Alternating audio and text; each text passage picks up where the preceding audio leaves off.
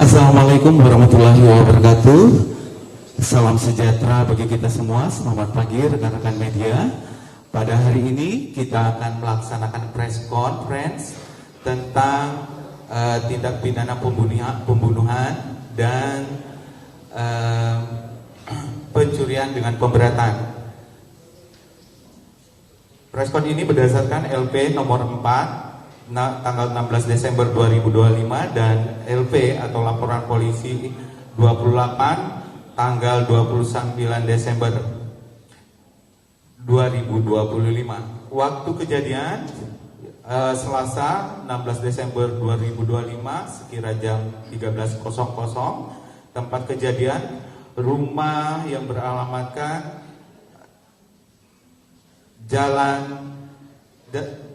Jalan Bukti Bajaraya Blok C5 nomor 8 BBS Cilegon. Pelaku atas nama HA 31 tahun dan anak yang menjadi korban MA berusia 9 tahun. Rekan-rekan media, pada kali ini telah hadir bersama kita yaitu Bapak yang kami hormati, Bapak Dirkrim Polda Banten, Kompos Pol Dian Setiawan, Kapolres Cilegon, Bapak AKBP Dr. Martua Raja Taripar Laut Silitonga, Wakapolres Cilegon, Kompol Arif Nazarudin, Kasubdit Jatantras Ditreskrim Polda Banten, Kompol Yuremia Iwo, Kasat Reskrim Polres Cilegon, AKBP Yoga Tama, dan dari perwakilan dari instalasi forensik Modikoligal RSUD Cilegon dari Dr. Baiti Adayati SPMM, dan dari Poslabor Polri Kompol Irfan Rofik. Nah, untuk bagaimana teknisnya cara penyidikan dan penyelidikan berlangsung, maka preskon ini akan dipimpin langsung oleh Bapak Dirkrim dan kepada Pak Dirkrim kami persilakan. Bismillahirrahmanirrahim. Assalamualaikum warahmatullahi wabarakatuh. Yang saya hormati Pak Kapolres Cilegon beserta Pak Wakapolres dan Kasat Reskrim.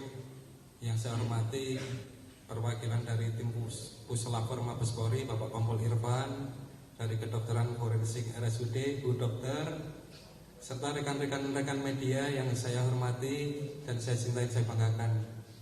Alhamdulillah pada pagi hari ini kita melaksanakan press conference, yaitu terkait masalah ungkap kasus pada 2 TKP di wilayah Cilegon.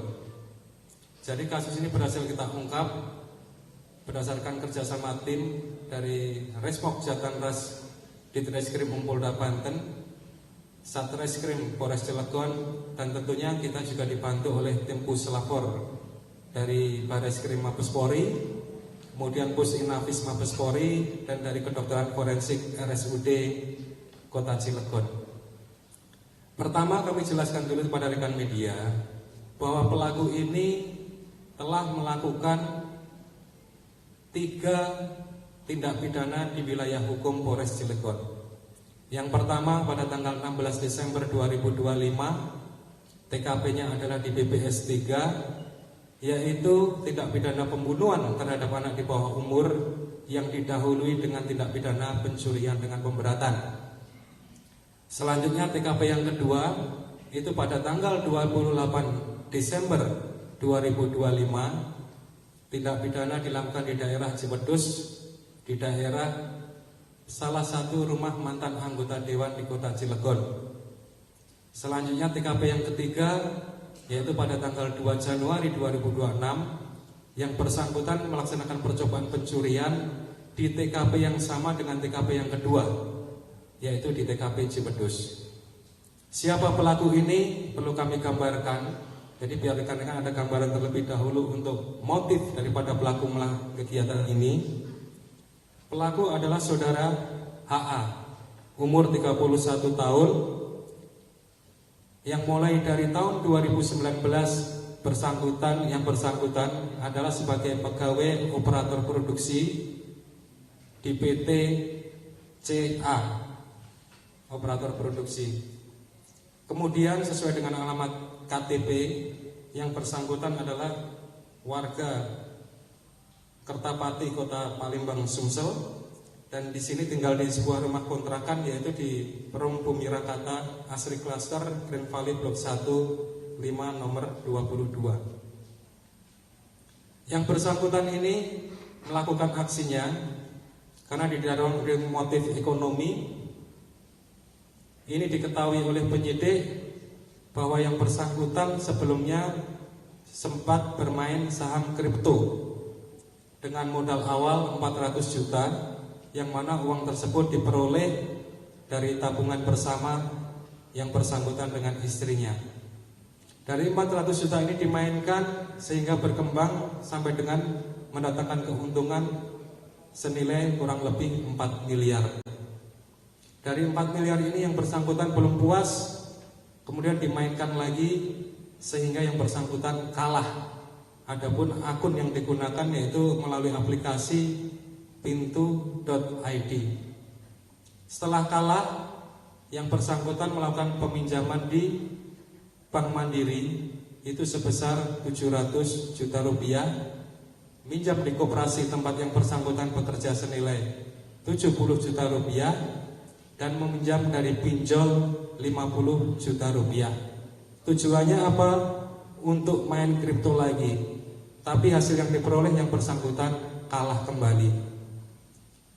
Kemudian diketahui dari riwayat yang bersangkutan, kita menemukan riwayat rekam medis dari handphone si pelaku ini.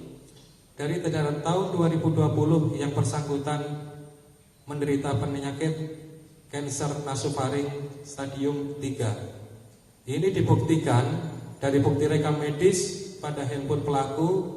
Yang bersangkutan rutin tiap minggu melaksanakan pengobatan rutin maupun kontrol dokter dengan pengobatan kemoterapi di rumah sakit S di daerah Semanggi. Karena himpitan ekonomi inilah mendorong yang bersangkutan untuk melakukan tindak pidana ini. Bahkan yang bersangkutan juga sempat curhat kepada istrinya. Ini ditemukan penyidik pada chat handphone antara pelaku dengan istrinya. Apabila keadaan semakin amblas, bahasanya ya, yang bersangkutan akan melakukan tindak kriminal. Dan ini dijawab oleh istrinya sendiri, astagfirullah yang ini chat dilakukan pada tanggal 16 pagi pukul 09.00 sebelum kejadian di BBS, yaitu pada kurang lebih pukul 13.00. Ini adalah background pelaku. Sekarang kita kupas dari TKP 1. Jadi pelaku ini adalah pelaku tunggal. Ya, saya ulangi, pelaku tunggal. Kemudian melakukan pencurian di rumah yang dijadikan sasaran secara acak. Modusnya adalah yang bersangkutan memencet bel. Mencet bel sampai 3 kali sampai dengan 4 kali. Apabila tidak ada yang merespon, dianggapnya itu adalah rumah kosong, sehingga yang bersangkutan akan meloncat pagar dan melakukan aksinya. Dan yang bersangkutan juga sudah mempersiapkan apabila di bel itu ada orang yang menemuinya, mereka akan pura-pura menanyakan alamat. Yang pertama TKP 1, kejadian kurang lebih durasi antara pukul 13.30 ya, 13.17 sampai dengan 13.42, yang mana pada saat itu kondisi hujan lebat. Pelaku mendatangi ke TKP 1, mencet bel sebanyak 4 kali, tidak ada respon. Kemudian pelaku memanjat melalui tiang samping pos satpam. Setelah berhasil masuk, pelaku langsung menuju ke lorong sebelah kiri rumah utama. Di situ ada lorong. Selanjutnya mencongkel jendela di kamar pembantu, tepatnya bagian kiri rumah utama. Setelah berhasil menyongkel, pelaku masuk ke TKP.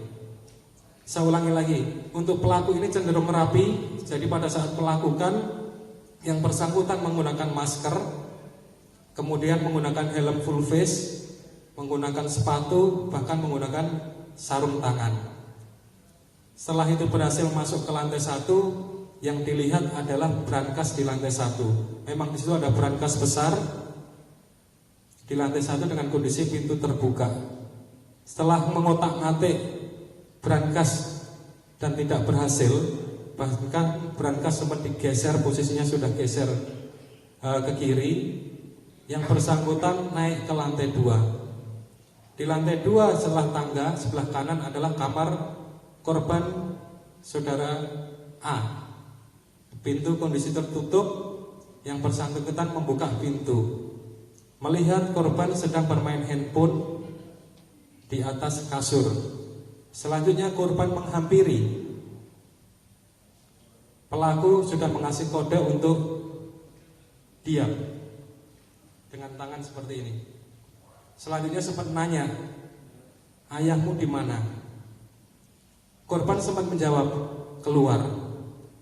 Tahu kunci brankas ditaruh di mana? Korban sempat menjawab, tidak tahu. Mungkin kakak D yang tahu, sampai menunjuk kamar kakaknya yang waktu itu juga ada di lantai 2. Selanjutnya korban dirangkul, dibawa ke balik almari putih di dalam kamar utama bapaknya. Di situ saya ikat ya, pelaku ini mau melakban korban. Korban melakukan perlawanan. Setelah melakukan penusukan, bersangkutan langsung kembali turun ke lantai 1 tempat brankas tadi, sehingga di brankas itu ditemukan bekas darah, baik di atasnya brankas ataupun di kunci kode yang untuk membuka brankas. Dipikirnya tidak berhasil, sehingga pelaku langsung kabur lewat jalan masuk, yaitu jendela pembantu, kemudian loncat pagar ke motor dan melarikan diri. Dari sini kami tim gabungan melakukan rangkaian penyelidikan. Kami menguatkan bahwa pada saat kejadian CCTV di rumah korban ini mati. Tapi kita tidak putus di situ. Kita mendapatkan CCTV, bukti petunjuk dari CCTV lingkungan tetangga, yang pada pukul 13.17 terlihat pelaku menggunakan Honda Beat warna biru hitam, menggunakan helm warna biru, jaket hitam, sepatu safety, celana jeans. Kondisi waktu itu tidak pakai plat nomor. Ini masuk ke TKP, terbaca di CCTV pada pukul 13.17 dan keluar lagi pada pukul 13.42. Jadi kami melakukan penyelidikan ke arah sepeda motor ini yang diduga digunakan oleh pelaku. Kemudian ini nyambung dengan TKP yang kedua dan TKP ketiga.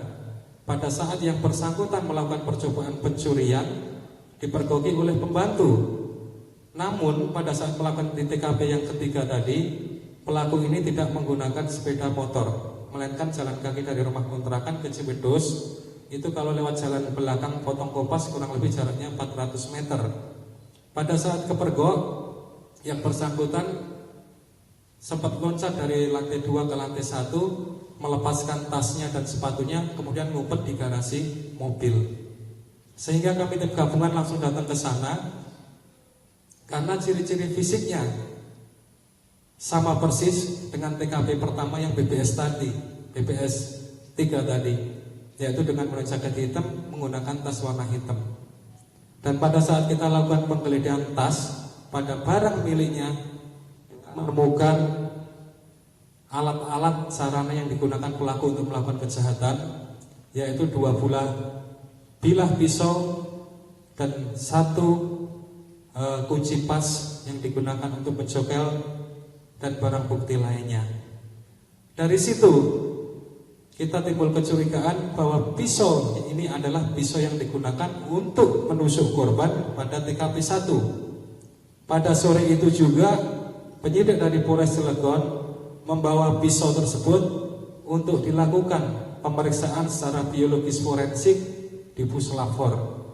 Dan hasilnya alhamdulillah dari pisau yang ditemukan pada pelaku ini masih tertinggal bercak darah, yang mana dalam darah tersebut ada DNA yang identik dengan milik korban saudara A 9 tahun.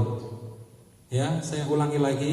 Jadi pada pisau yang ditemukan pada pelaku saat diamankan di TKP 3, hasil uji biologis forensik di puslapor masih ditemukan bercak darah, yang mana pada darah tersebut mengandung DNA milik korban saudara A 9 tahun. Sehingga tidak dapat terbantahkan lagi bahwa yang bersangkutan adalah yang melakukan pembunuhan pada TKP pertama. Kemudian dengan hasil pemeriksaan runut seperti tadi memang sudah diakui bahwa yang bersangkutan adalah yang melakukan pembunuhan. TKP 1 selesai itu pada tanggal 16. Selanjutnya pada tanggal 28 Desember 2025 yang bersangkutan kembali melakukan lagi aksi di rumah kosong. Modusnya sama, dibel-bel-bel, gak keluar, main dengan cara modus yang sama, yaitu dengan mencongkel jendela. Kemudian dari rumah tersebut pelaku berhasil mengambil beberapa perhiasan, dan bahkan pelaku sudah berhasil mengambil berangkas, tapi berangkas tidak terlalu besar yang sempat dikeluarkan dari rumah. Kemudian sampai dengan teras, karena merasa tidak bisa membawa berangkas tersebut, sehingga berangkas ditinggalkan di selokan atau di semak-semak. Kemudian pelaku melarikan diri. TKP kedua, ini adalah kursi roda yang digunakan pelaku pada saat untuk membantu mengangkat berangkas, yang mana pelaku adalah sendirian.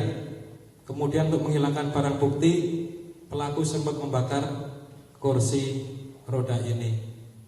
Kemudian barang hasil kejahatan ini kita temukan di rumah kontrakan pelaku, yaitu dengan cara dimasukkan dalam plastik, kemudian dikubur dalam tanah di halaman rumah, tepatnya di bawah selang buangan air AC. Dikasih tanda di atasnya ditumpuk pot. Sehingga pada saat kita lakukan interogasi, kita membaca hasil menemukan barang bukti perhiasan yang ditanam di halaman rumah kontrakan pelaku.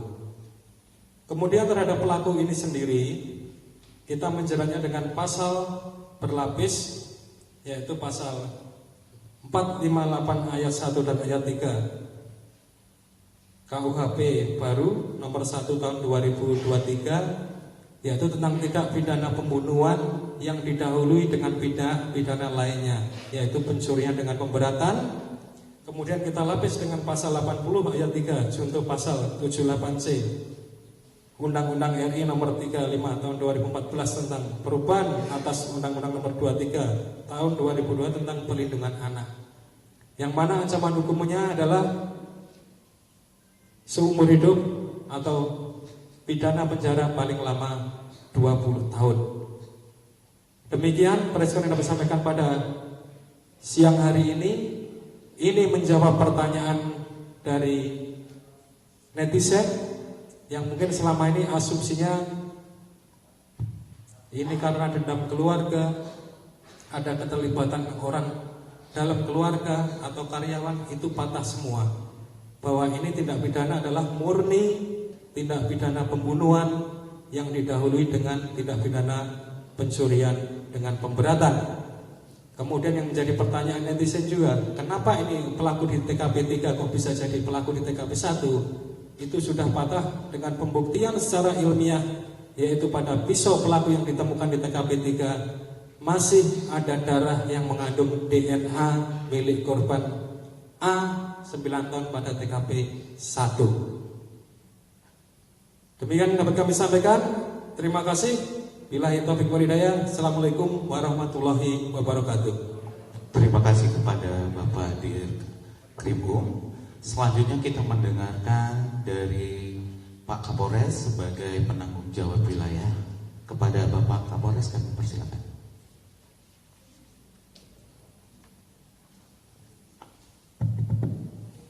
Assalamualaikum warahmatullahi wabarakatuh. Selamat siang, salam sejahtera, shalom, om swastiastu, namo buddhaya, salam kebajikan, salam presisi. Yang saya hormati Bapak Direktur Reserse Kriminal Umum, Bapak Kombes Pol Dian.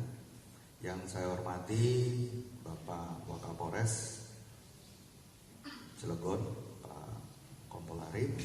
Yang saya hormati Bapak Kasubdit Jatanras, Direktorat Reserse Kriminal Umum Polda Banten, Pak Kompol Yeremias.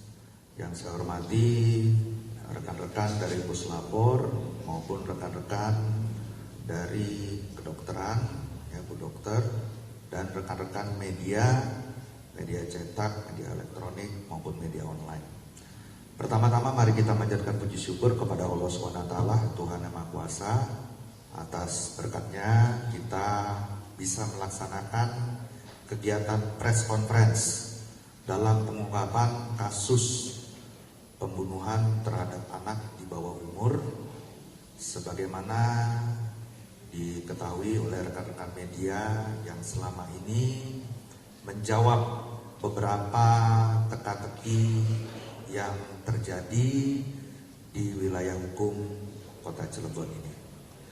Seperti apa yang tadi sudah disampaikan oleh Bapak Direktur, bahwa kejadian ini ada 2 laporan polisi.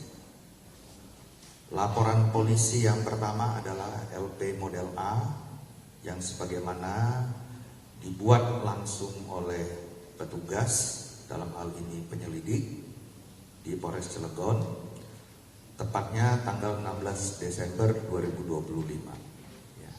Kemudian LP yang kedua adalah LP yang dibuat oleh korban sendiri, dalam hal ini beda tempus dan beda locus delicti dengan korban yang pertama terhadap tempus tanggal 16 Desember, yaitu inisial HM. Kemudian untuk korban yang kedua adalah inisial AR untuk terhadap status kepemilikan tempat tinggal atau rumah. Sebagaimana yang rekan-rekan ketahui bahwa perbuatan yang dilakukan oleh saudara HA ini, sebagaimana tadi yang sudah dijelaskan oleh Bapak Direktur, bahwa kami penyidik gabungan, baik yang dilakukan oleh Polda Banten, khususnya Direktorat Reserse Kriminal Umum, maupun yang dilakukan oleh Polres Cilegon dalam hal ini Satreskrim, dibantu oleh Puslapor Bareskrim Polri, maupun dibantu oleh Pusiden Bareskrim Polri, dan dibantu oleh pihak-pihak kedokteran, sudah melakukan penyelidikan dan penyidikan berbasis ilmiah atau crime scene investigation.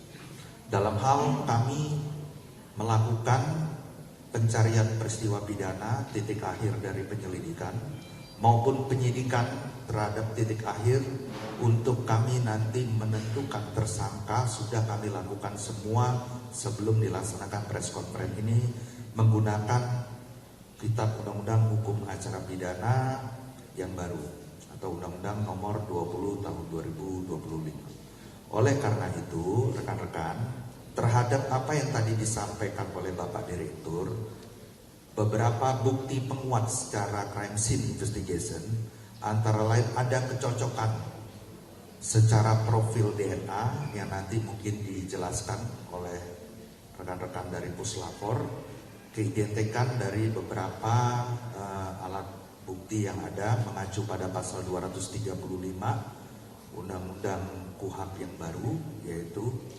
Undang-Undang Nomor 20 Tahun 2025. Bagaimana bahwa alat bukti itu antara lain ada barang bukti, keterangan saksi, keterangan ahli, surat, dan lain-lain. Sebagaimana diketahui rekan-rekan media bahwa persesuaian antara DNA profil darah yang ada terhadap barang bukti pisau yang digunakan oleh pelaku dengan keidentikan dari korban itu adalah identik, ya. Jadi selama ini apa yang rekan-rekan mungkin dengar, mungkin rekan-rekan lihat, atau mungkin rekan-rekan mungkin membaca dari beberapa literatur bahwa keterkaitan dengan orang yang bekerja di rumah Bapak HM itu sudah terbantahkan bahwa tidak ada kaitannya, seperti yang tadi dijelaskan oleh Bapak Direktur. Kemudian perlu juga kami sampaikan kepada rekan-rekan media, baik media cetak, media online maupun media elektronik.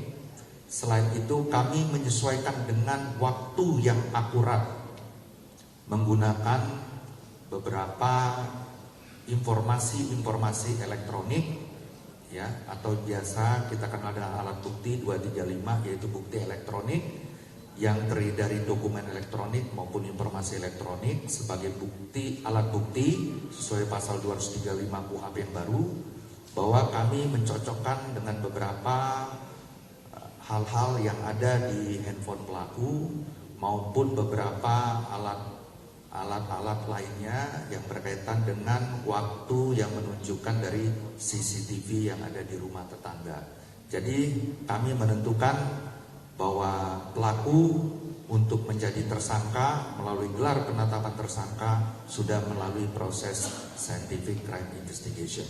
Mungkin begitu aja tambahan dari saya selaku Kapolres Cilegon. Saya mengucapkan terima kasih kepada seluruh masyarakat Kota Cilegon, seluruh masyarakat Provinsi Banten, termasuk wartawan yang proaktif membantu pengungkapan kasus ini, termasuk Bareskrim Polri, Polda Banten, dan Polres Cilegon, serta Polsek Cilegon Kota, dan seluruh pihak-pihak yang membantu pengungkapan kasus ini, sehingga kami bisa membuat dan membuktikan bahwa kasus ini menjadi terang peristiwa pidana.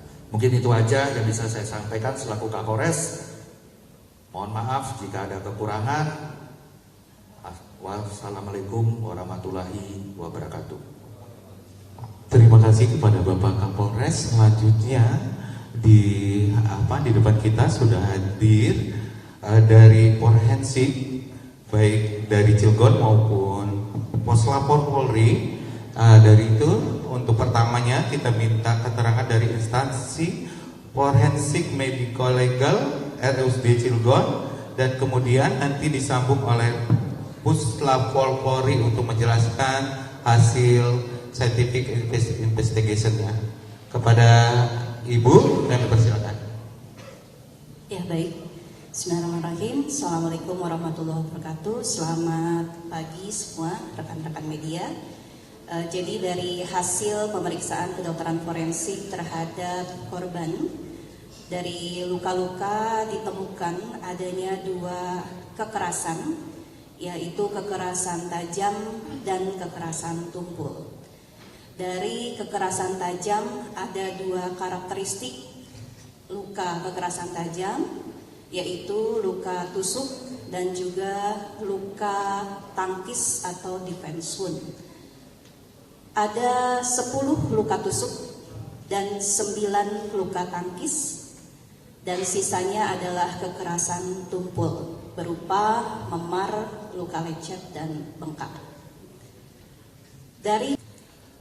Terima kasih. Sebelumnya saya sampaikan kepada Bapak Direkrim Polda Banten, Kapolres Cilegon dan jajaran, juga Kepala Instansi Forensik. Dasar kami melakukan pemeriksaan laboratorium adalah adanya surat permohonan dari Kepala Kepolisian Resort Cilegon dengan nomor surat R-1-1-1-7 2006 Reskrim tanggal 3 Januari 2026 perihal permohonan bantuan teknis laboratorium forensik.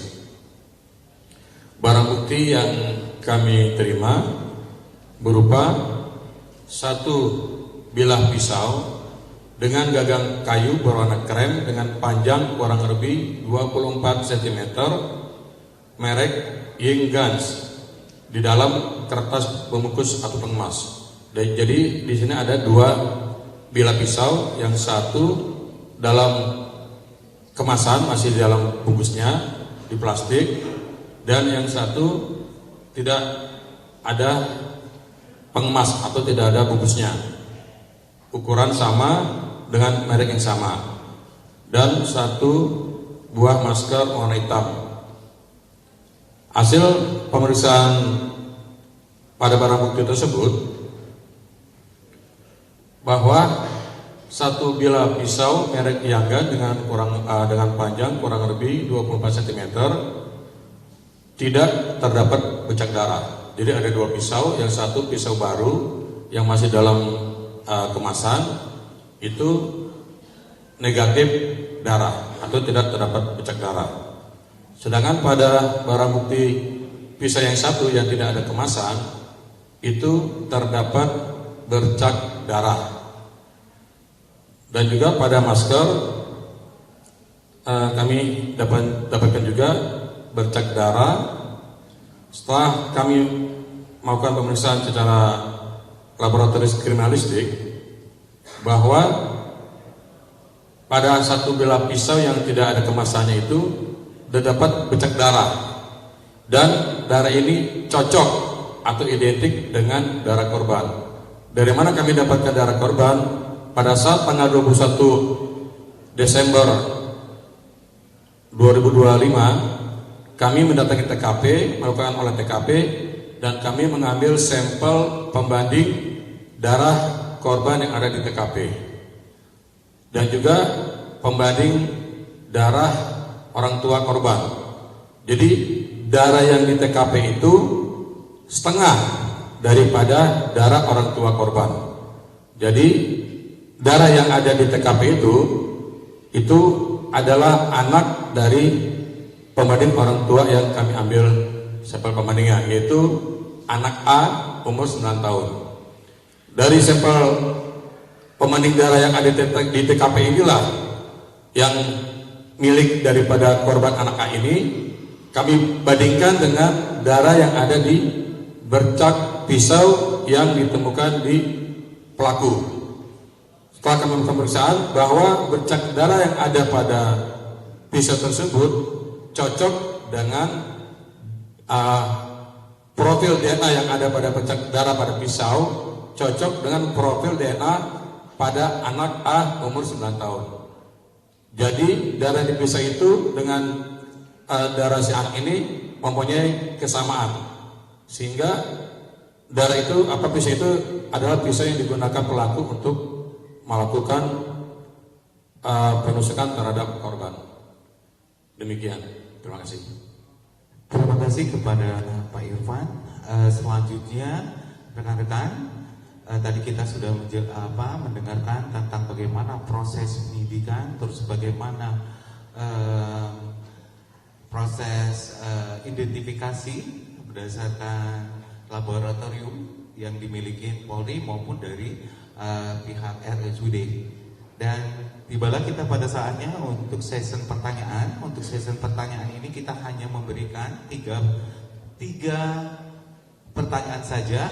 Nanti karena ada sesi lain, nanti setelah itu kan biasanya ada doorstop. Silakan dilanjutkan pertanyaan-pertanyaan itu kepada yang melaksanakan doorstop nanti. Dan kepada rekan-rekan yang mau bertanya, kami persilakan.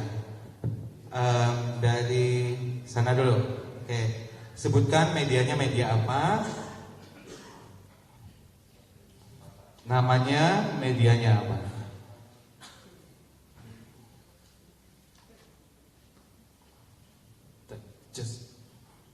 Selamat siang Bapak-Bapak semuanya.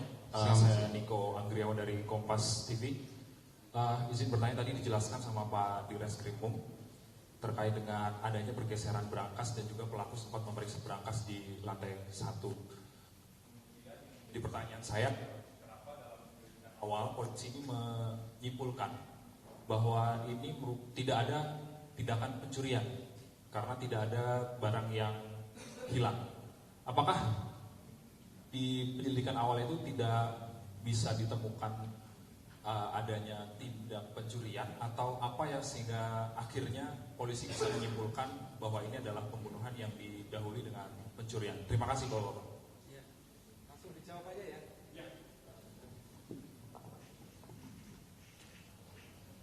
Mas Niko dari Kompas TV izin menjawab. Itu kebetulan juga saya yang menyatakan bahwa tidak ada barang yang hilang. Itu kita konfirmasi langsung kepada pemilik rumah. Karena di dekat TKP, di kamar yang ditemukan korban itu di atas kasurnya saja itu ditemukan ada 4 HP di situ, dan HP-nya bukan HP yang murah ibaratnya. Ada Samsung Fold, ada iPhone. Lalu juga kita meminta bantuan kepada pemilik rumah, Bapak inisial Haji M, untuk datang dan mengecek apakah ada barang yang hilang atau tidak. Jadi makanya pada penyelidikan awal saya tidak terlalu banyak berstatement, mohon izin. Memang kemarin banyak yang coba menghubungi segala macam. Saya aturkan mohon maaf dulu karena memang saya harus bisa memastikan bagaimana sebenarnya apa yang terjadi di rumah tersebut. Tapi apa yang saya bicara kepada media pada H+1 kejadian dan H+7 kejadian itu adalah hasil-hasil yang kita update pada langkah penyelidikan. Jadi semoga itu bisa menjawab dari pertanyaannya, Mas Iko. Terima kasih. Terima kasih. Udah diklarifikasi Pak? Ya oke. Dari Liputan 6, silakan Pak Yandi.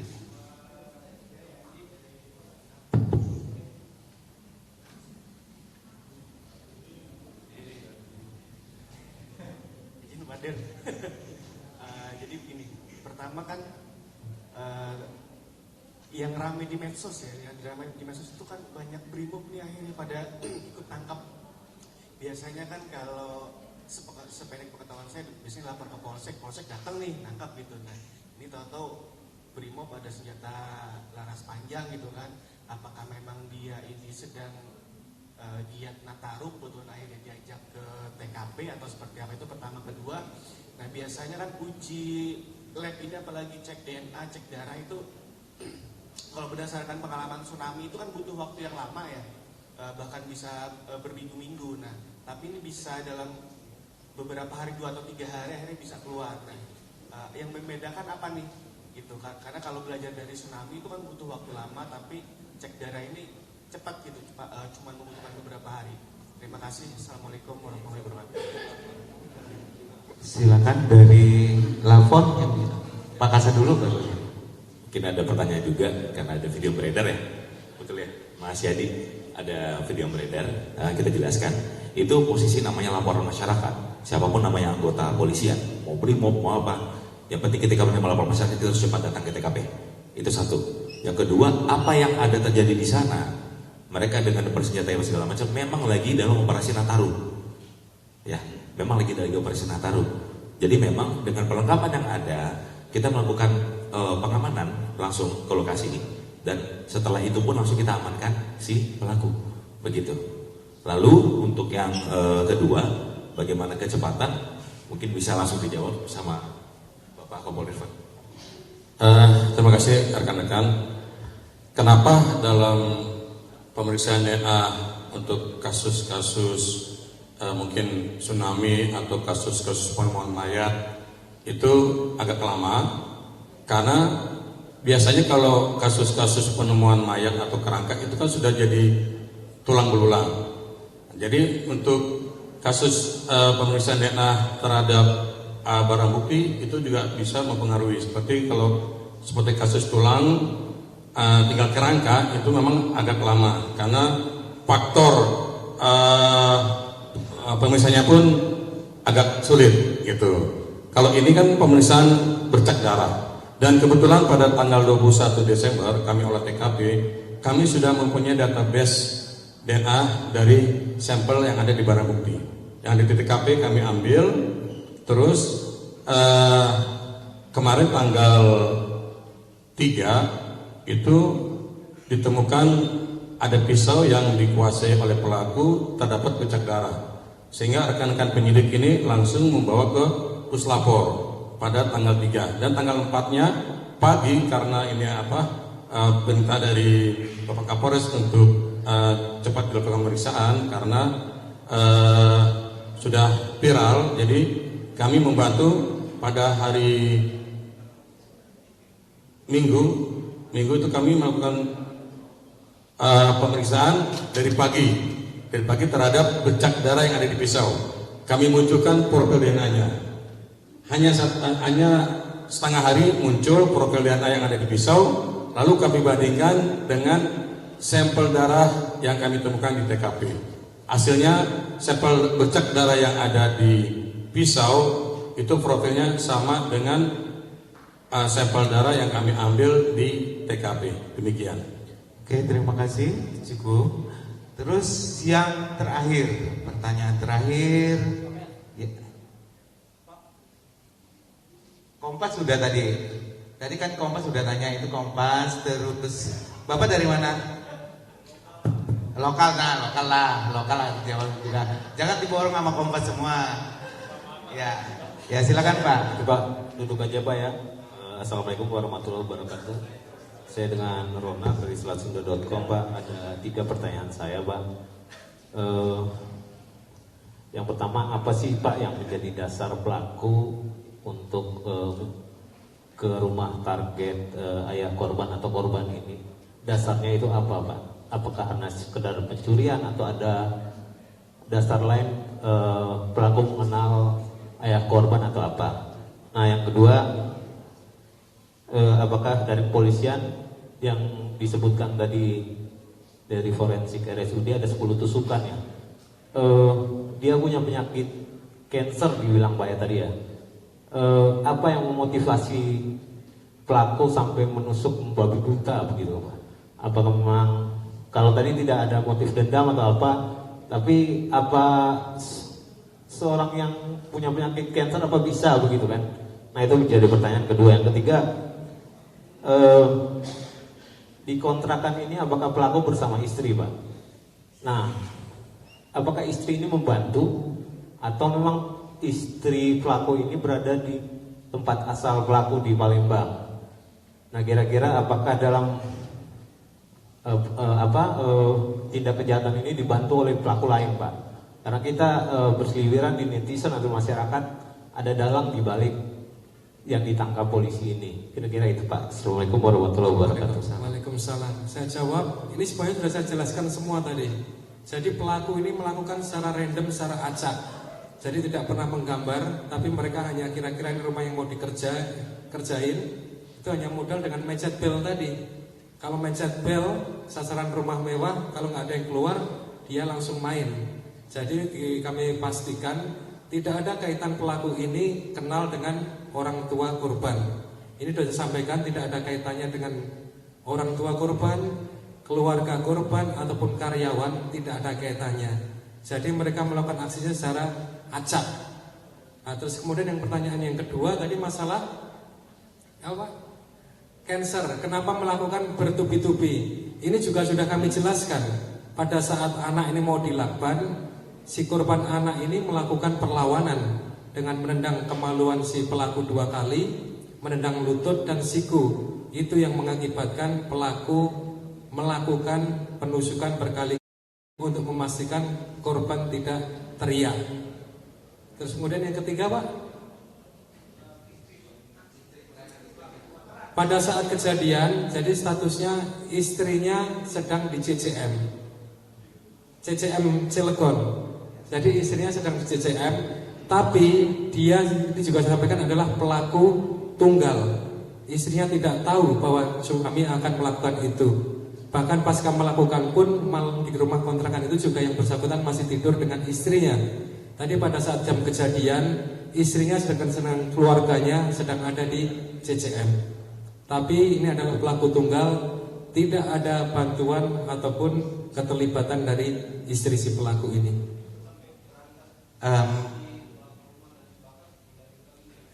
Ini brankas gak sempat terbawa Pak. Tadi kami sudah sampaikan bahwa brankas tidak terbawa, brankas ditinggal di halaman rumah mantan anggota dewan, disimpan di semak-semak.